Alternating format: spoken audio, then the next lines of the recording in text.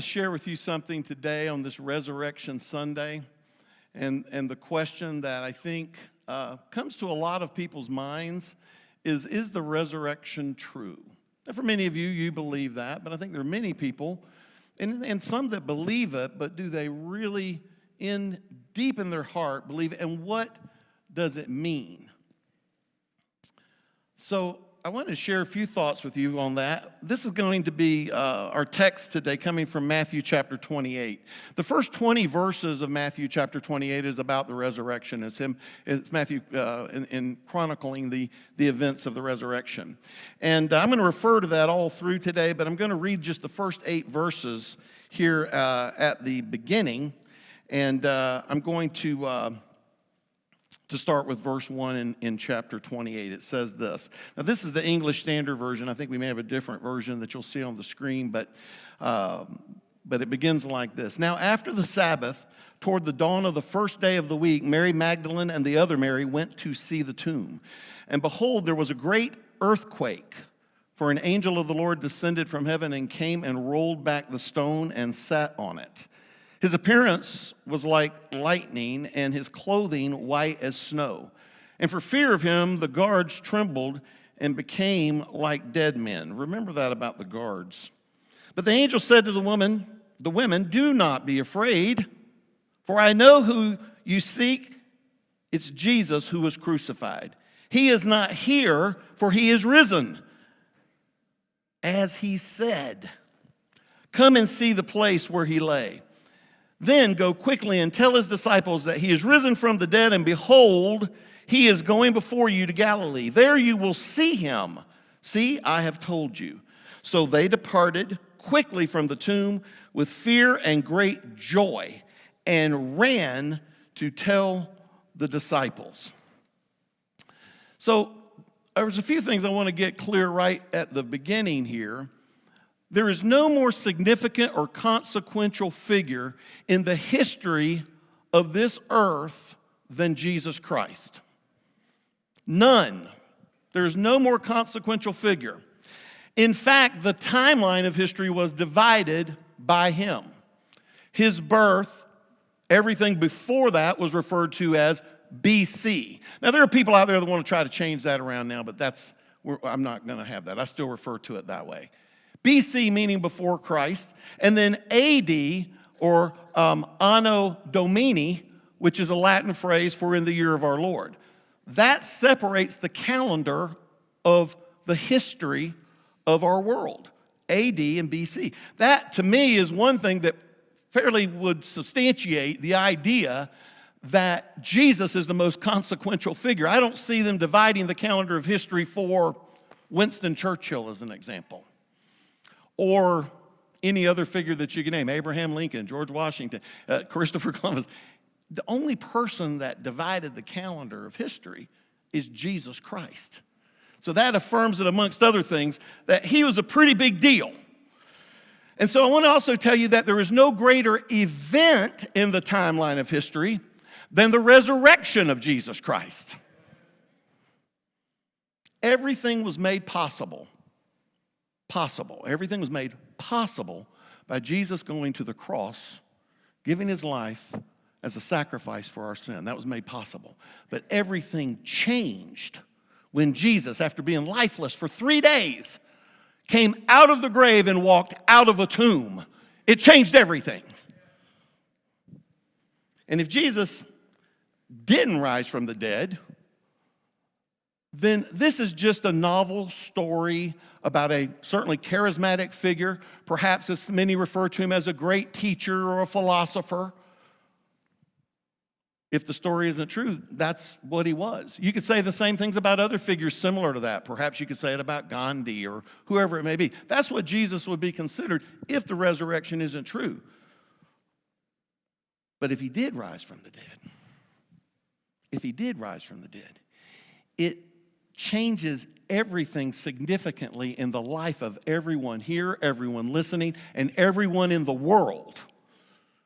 It changes it. So, I think there are actually crucial life questions that surround the resurrection. One is, did the resurrection happen? Is it true? And the other would be, what does it mean to me? I think those two questions, and you could say, what does it mean to me, or what does it mean to my family, to my life? But those two questions, folks, I will tell you today, I believe, there won't be any greater questions that you will ever contemplate or consider in your entire life than those two questions. I'm going to tell you why in a minute, but is the resurrection true? And what does it mean to me? Let's look at Matthew 28 again, where he chronicled the events of the resurrection. Now, Matthew was someone who was there seeing all of this. He was there in real time during the time of Jesus. So his writings are a firsthand account, interviewing firsthand witnesses, being there to witness things himself. And there are a couple of things about his account that stand out to me. In verse 8, Matthew says this about the women that were at the tomb. They were frightened, they had fear, but they were also filled with great joy. Now, I thought about that for a minute, and I was like, try to put yourself in that place. Think about that for you for a minute. Do you think that if an earthquake had happened, a stone rolled away, and there was an angel sitting on top of it, you might be a little bit frightened? I would be, without question. But I would also be filled with happiness, filled with joy. And you know why? I'm going to tell you why. Because at that moment, those women knew that Jesus was the real deal. He was who he said he was. He was who he said he was, and he's the God that created everything on earth and everything else. He is the God who spoke literally by his word, planets, galaxies, stars, solar systems, it all. He spoke it into existence. And he was who he said he was. That's the God who was here. And also, he did what he said he would do. He said he would go into a grave and be dead and be resurrected 3 days later. He predicted it, and he did it. He was who he said he was, and he did what he said he would do. So Jesus now, God, fully man, came down to earth and lived among us for 33 years.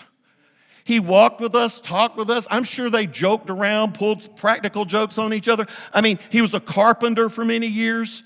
All of the things we know about Jesus, he was here among us in human form for 33 years. When Jesus came to the earth, and especially in his ministry in the last 3 years, he stepped into our lives. He stepped into our problems. He stepped into our pain and difficulty and things that have caused us great grief many times. He took our shame, he took our sin, and he put it on his back. He took everything that's wrong in this world, every bit of shame, every bit of guilt, every injustice, all of it. He put it on his shoulders. He shouldered the weight of all of that and died that we might live. Think about that just for a moment. You say, well, yeah, I know that, Pastor Billy. Think about it for a second.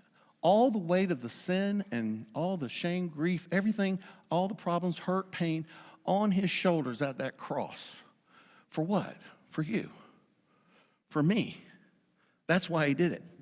So if this resurrection is true, like the women at the tomb, it should cause us, great amazement and wonder for sure. But it also should give us reason for great and really, I would say, infinite joy. The fact of the resurrection, this is really important now. The fact of the resurrection, notice how I said fact, say fact. The fact of the resurrection tells me that everything that Jesus said, every promise, every teaching, every word spoken out of his mouth was true. The resurrection's true. Everything about Jesus is true. And here's the biggest truth of Jesus. That it tells us his life, his death, his burial, his resurrection. It tells us that God really loves us. He really does. It's not in question anymore. And it's true. So we know because of Jesus that God really loves us. And because of that truth, Because of that truth, God has a place for us, folks. I know sometimes we think about it and it's just, but listen, God has a place for us where there's no more pain. There's no more suffering. There are no more tears. The scripture says this. There's no more sin any longer. It's gone because God has set a place for us who accept Jesus. So everything that we endure, and I know, folks, if you're out here, of many people as we've got here today, that there's got to be, I know a few of you too, people that are going through stuff. You're going through things. It could be physical issues. It could be a health report. It could be issues in your family. It could be financial issues, whatever. People are going through stuff. But I want to tell you this today. Everything that we endure here on this earth, everything that is painful, hurtful, or unjust, there's a lot of injustice in this world. There's no question about that. But I'm going to tell you, all of those things that we put up with here on earth is not the end of the story. That's not where it ends. Wrong and evil do not have the final word. Do you know who does have the final word? The final word resides with Jesus Christ. The reason the final word resides with Jesus Christ is because he came out of that tomb, conquered death, victory over death, hell, and the grave, and he lives today just as he did 2,000 years ago. That's who has the final word. That's why it's not the end of the story. So through every circumstance, no matter what it is, and even when you can't see it, don't understand it, I'm telling you, God, and the scripture tells us, God is working those things for good. Another thing that stands out about Matthew's account, and this is something I believe is just so important for people here today. The reports of the resurrection are dependable. And a very important aspect of Matthew's account will show you that he is not writing a fictional story. He writes that the first discovery of the empty tomb was by women. And I don't want to offend anybody here. I mean, I said this earlier today. I mean, I know it's 2021, but back then, 2,000 years ago, in the first century, the testimony of a woman was not considered trustworthy, just simply because of her gender. They weren't allowed to testify in court, okay? If Matthew wanted to convince people of a fictional tale, something that wasn't accurate and true, the last thing he would do would make women the eyewitnesses. It's very important to understand that. There's no reason in the world that he would have to do it. If he was fabricating a story of the resurrection, he would have picked men to be. But here's the thing it tells me. It tells me that Matthew was simply like a good reporter. Notice how I said that? A good reporter reports the facts and doesn't put their opinion in there. They report the facts and let you decide. He's just simply reporting the truth. That's all he did. That's why he did that. If anything, using women weakened his account. And I've thought many times and studied about the resurrection, and mostly a lot of it about the argument if it actually occurred. I remember reading a book that really changed my perspective of my life on this a few years ago called The Case for Christ. If you ever have a chance, I'd read that book if you were you. It talks about not only the resurrection, but it talks about the veracity of the New Testament manuscripts and how all of that couldn't be anything other but true and how all of that came together. I don't have time to unpack that today. But I thought about these things, and one of the things I thought about many times is Peter. Here's Peter now, just shortly before the crucifixion of Jesus, not very long at all before Jesus was crucified, Peter denies even knowing who he was. Somebody asked him, hey, I saw you with that guy Jesus. He said, no, I don't know him. Denied that he knew him even, had ever encountered him at all. And he didn't do it once. He didn't do it twice. He did it 3 different times. Now, fast forward 53 days after that when he denied Jesus, and Peter on the day of Pentecost in the public square is preaching a sermon, his first sermon that's recorded, where 3,000 people are saved. 53 days later. Now, here's my question. What changed? What changed from 53 days before where he's totally denying him in every way, shape, and form to the time where he's out preaching, not, oh, Jesus was a good guy and he was a friend of mine. He was preaching the resurrection. Why did he do that? What changed Peter It's so important to grasp this. What changed him? Who denied Jesus, went to his death ultimately years later, proclaiming the truth of the resurrection. Peter went from a denier to a dyer. That's what he did. Total denial of Jesus to somebody that years later would actually die for him. In fact, all of the disciples except John died martyrs. That was their death. And here's how they died. All the other apostles, the 12 actually, with the exception of John. The 12 now not meaning Judas Iscariot, because I'm speaking of Matthias, who was added in, and Matthias also found a martyr's death. Here's how they died. They were crucified. They were stoned to death. They were killed with arrows. They were stabbed. They were beheaded. Now, why did that happen to them? Why would they have to go to such a death like that? What was the reason? Was it because that they were out talking about Jesus' teachings? No, it wasn't because of the things that he said, like be nice to one another, love one another, do all that. No, if he was just a teacher and that was the end of the story, he would go down like some other philosopher or teacher. It could be anyone from Aristotle to whoever. Wouldn't matter. That's how he would be. That's not what got them, all the apostles I'm speaking of, in trouble. It wasn't because talking about what Jesus was teaching and saying. Their problem was they were speaking that they had personally seen the risen Jesus and proclaiming the truth of the resurrection. So here's the question I'd like you to ask yourself.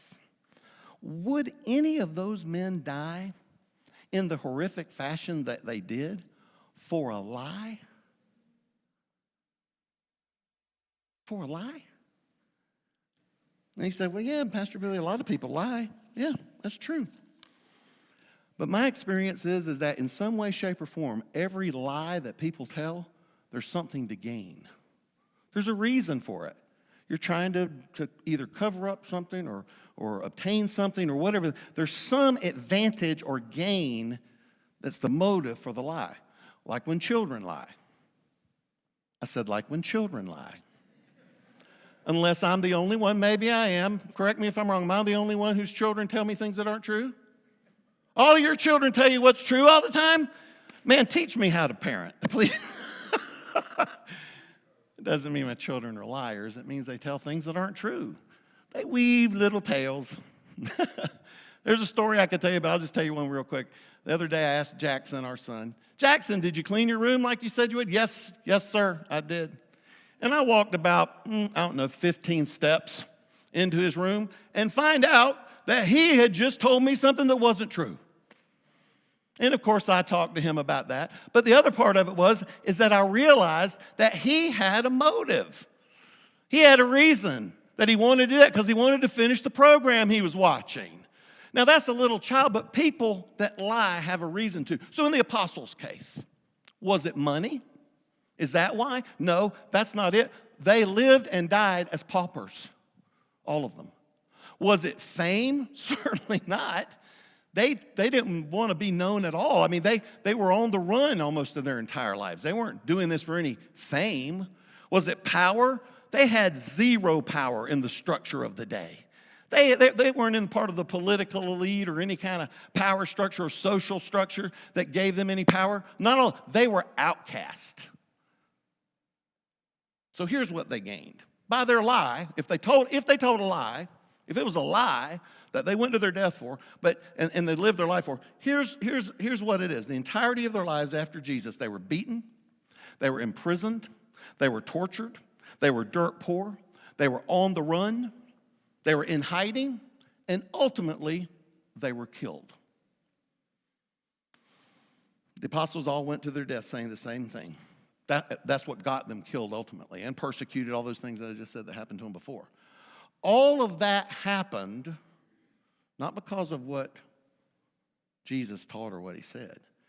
They went to their death because they proclaimed this. We saw him. We saw him with our own eyes. He raised up from the dead just like he said he would. The tomb is empty. The resurrection is true. And we're going to proclaim it everywhere because it's true.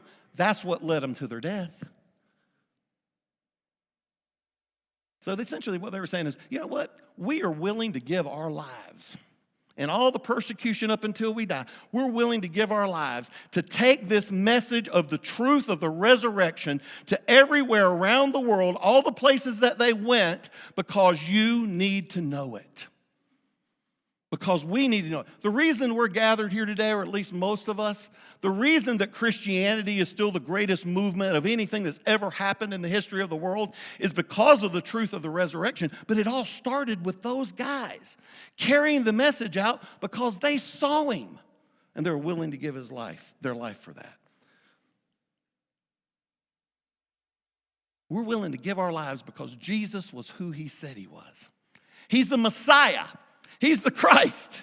He's the risen King. He's all of those things he said he was. He's God and man here on earth. That's who he was. So considering this again, I'm just going to ask this question again. I really want you to think about it. All these things, considering all of that they went through and then ultimately died, not only that, but how they had to live their lives for all the decades they lived. Would they have endured all of that and ultimately a painful death for a lie? Just ask yourself that question. What do you think? There's a French philosopher named Blaise Pascal, and I've read this in a lot of different places where people have used this. And it's a little harsh statement, but I'm going to say it. He said this: I believe those witnesses who get their throats cut. Now, he wasn't necessarily talking about the apostles. He was talking about anybody. Think about that for a minute. I think that would sort of be something that I believe if somebody was willing to die right there, if you're going to keep saying what you're saying, you're going to die, and they do, I'm going to believe those guys. Because otherwise, they could have just said anything to spare their life. Why would they do that? 1 Corinthians chapter 15, Paul writes that there were hundreds of others who were eyewitnesses to Jesus, who saw him post-resurrection, that were still alive at the time he was writing the letter several decades later to the church at Corinth, that first letter to the Corinthians. He was talking about it, you'll find it in 1 Corinthians 15, 5-8. It talks about it. There were hundreds of other people. It's almost like Paul was saying, look, if you don't believe me and the apostles and all the people that were hanging out with Jesus, go ask all these guys. And by the way, the apostles were not the only ones that were martyred and that had to face all that persecution. Everybody that would stand up and proclaim the resurrection would. So I just don't think that's the kind of thing you'd say if you were making something up. I don't think you'd say, well, go talk to all these hundreds of other people. You don't want to control the narrative. You'd want to keep control of how everything's being said if you were making up a story. So considering everything I've just said, I'm going to tell you today, this is what I believe, and I believe that I can prove it because of the things I'm saying here. What Matthew wrote is a historically accurate account in other parts of his book about the life of Jesus and the ministry of Jesus. But in that chapter 28, the first 20 verses, that is an accurate account of the death, burial, and resurrection of Jesus. It is accurate and it is true. So now I must ask you, how will you answer? How will you answer this question? Will you reject it, that the resurrection is true? That's what religious leaders of the day did. In fact, in Matthew 28, you'll find in verses 12 through 14 or so, but 12 and 13 particularly, it says this. It says that the religious leaders of the day bribed the soldiers that were at the tomb to have them not tell of what happened. Why would they do that? It's like a corruption thing in a movie that you see where guys are paying off people to have them not tell the truth. They're paying off people to do something and say something that's not true. Why would they do that? If it didn't happen, they wouldn't need to do that. That's what they did. So, do we, as the Jewish leaders did of the day, do we reject the resurrection? Or do we accept it as truth and let the power of the resurrection of Jesus Christ guide us to a life of future hope? And that hope includes something greater than this world. Because of all the stuff that's messed up in this world, and there's a lot of it, I agree with you. A lot of those things, there's something greater for us out there. So will you accept it as truth? Will you decide to accept that as truth and worship the risen Savior? Worship him for who he is, that he was who he said he was, that he did what he said he was going to do? Is that what you would do or not? Even the disciples struggled with this. Matthew 28 again, verse 17. And when the disciples saw him, they worshiped him. So all of them, it looks to be all of them worshiped Jesus. I don't think that they had any doubt about that. But then some doubted. It doesn't say what things they doubted. But think of all they had seen during the ministry of Jesus.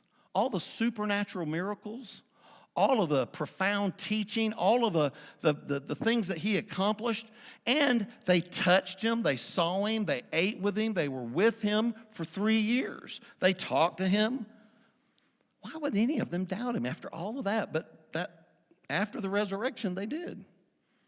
And it makes me feel a little better sometimes because I think, even though I think you can tell from me today, I know the resurrection is true. It is a fact. It is not an opinion.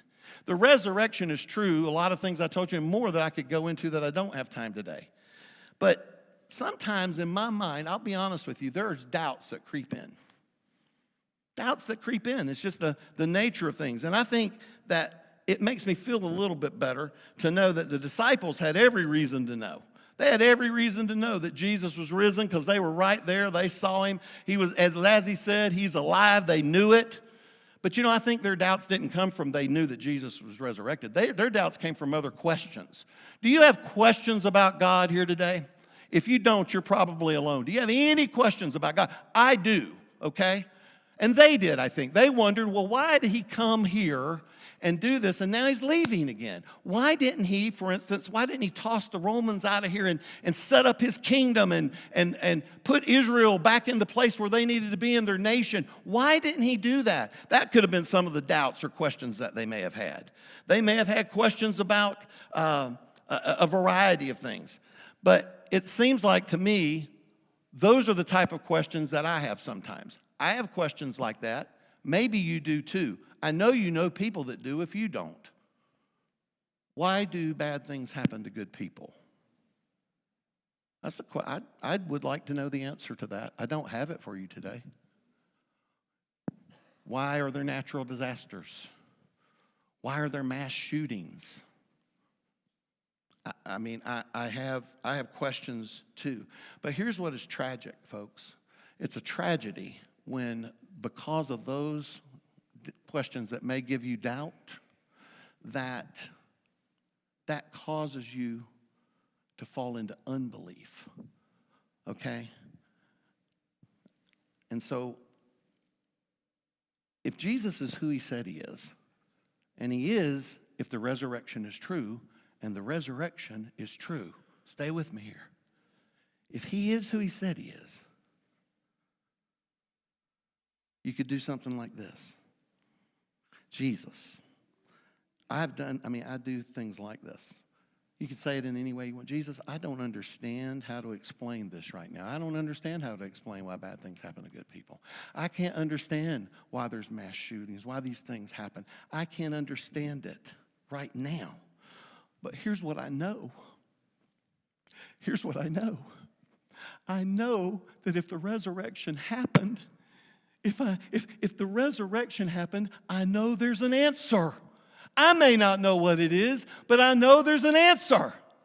And I know that someday, if I'm willing to let him do what he wants to do in my life, that I'll understand those things. Andy Stanley says this: we need to shift our focus from the unexplainable to the undeniable. Here's what's undeniable: the resurrection of Jesus Christ. Full stop. Here's the things that are unexplainable. Some of the questions, like I just mentioned, some of the ones that you may have. Why am I going through this difficulty in my life? Why are my kids not responding to me? Why are they so rebellious? Why am I having these financial problems? Whatever the questions are, there are unexplainable things. But here's the thing. I'm telling you, if you'll look at it like I do, I can deal with some of these questions that are unanswered, and I have many of them, when I know that Jesus is who he said he was. And if he is who he said he was, I can get those answers in the time that he sees fit. And I know he's who he said he was because of the resurrection. So I'm going to ask you, and we can have our praise team come. Can you give Jesus a chance? Can you give him a chance and some time to accept him into your life and learn about him? And as you learn about him, help him have you walk through any of those doubts that you may have? Can you give him time to teach you the things that will lead you to these answers? Because he will. I'm not saying he's going to reveal every single answer. There are some things that are unexplainable, as I said. When you do that, there's only one message that can change the trajectory of your life. One single message. And that message is the resurrection of Jesus Christ. There is one message that gives you hope for something beyond death. There's only one message that can save us from sin. What is that message? That message is that Jesus is risen. Jesus is who he said he was. And because he's who he said he was, when he walked out of that tomb, he didn't just conquer death, he conquered addiction. He conquered depression. He conquered struggles that you have that you may not understand how you found yourself at this place in life. But all of those things come under his authority because the resurrection is true and because he's who he said he was.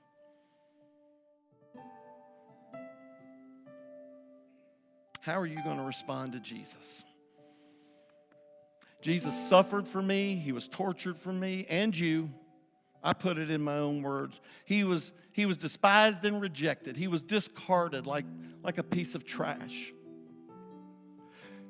I can't even imagine what he went through when he didn't have to.